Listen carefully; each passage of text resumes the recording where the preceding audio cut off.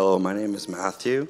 I grew up in Delaurier to some very young parents. My dad was 21 when he met my mom and 21 when he married her, and me and my brother came shortly after that. We had very humble beginnings, but what we lacked in money, my parents made up for with love, and Jesus was always a part of my life growing up. I remember when I was 3 years old, I ran to my mom's room after watching a Jesus movie, and I said, "Oh, Mom, I want to give my heart to Jesus." And it was great, but the issue with being that young is you don't quite have the discernment to understand the Holy Spirit and stuff like that. And growing up, my mom runs a children's ministry called Super Club in Delaurier, so I became like her little evangelist child, and I'd run around the school inviting like 300 kids every year, and like 50 new faces would show up. And, I had good intentions, but it was almost more of a competition for me. And I wasn't really filled with the Holy Spirit at any point in my childhood. And going through high school, I built this business that became worth a lot of money. And basically, I didn't pay any attention in high school because I was working 16-hour days building this business. And 2 weeks before I graduated, I got greedy and I sold it. I tried to sell a portion of it, but I got ripped off. Lost everything, and that was my first rock bottom. So my story has a few rock bottoms in it, caused by ego. And basically, from that point on, I didn't really have much will to live because I had like a 50 average in school because everything I put into was into this business, right? So I kind of fell into a life of bad friends and partying and this and that.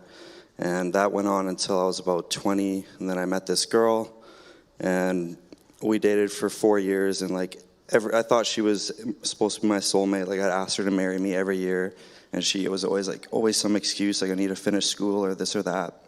So it started making me kind of insecure. So I found the gym and tried to pump myself up that way and kind of created an ego that way. And she ended up leaving me, and basically all my close friends at the time left me too. So I lived in Winnipeg by myself with no friends, and that was probably the lowest point of my life. Basically was just a struggle not to kill myself every day. And then this Muslim woman comes in my path, and we start dating, and I had never met a girl that was on fire for Jesus. So her energy, where she was so up and about her religion, kind of was appealing to me. So I read the Quran, and then I denounced Jesus and became a Muslim. And me and her didn't work out, and then I kind of was just in this limbo phase where I believed in God, but I didn't have any adoration for Jesus, right? So I was kind of feeling super low, and I tried to go to church. I visited another church in Steinbach 3 months ago and just kind of felt empty, left it not feeling any different. And then on January 15th, I decided to come to Calvary. And I was just singing along to the praise and worship songs. And they were comfortable to me because they were worshiping God, right? And then the song Throne Room comes on. And I just went from song to song without really realizing what I'm doing. And all of a sudden I realized tears are just flowing down my face, and I'm worshiping Jesus. And it was such a weird feeling because I just had felt so empty for so many years. And the message that Rob had was amazing. I was just taking notes. He was talking about Elijah, if you guys remember that one, and discouragement. And I remember waking up on the 16th the next morning, and I just, for the first time in 4 years, I didn't feel like killing myself. And I was wow, this is powerful. There's something here. I got to stop thinking about theology and just realize what I'm feeling in the moment is real, right? So there's a brilliant girl in our young adults who has this link.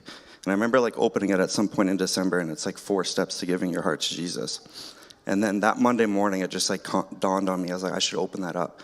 So I went and opened that up, and there's a prayer. I went through the 4 steps and gave my heart to Jesus.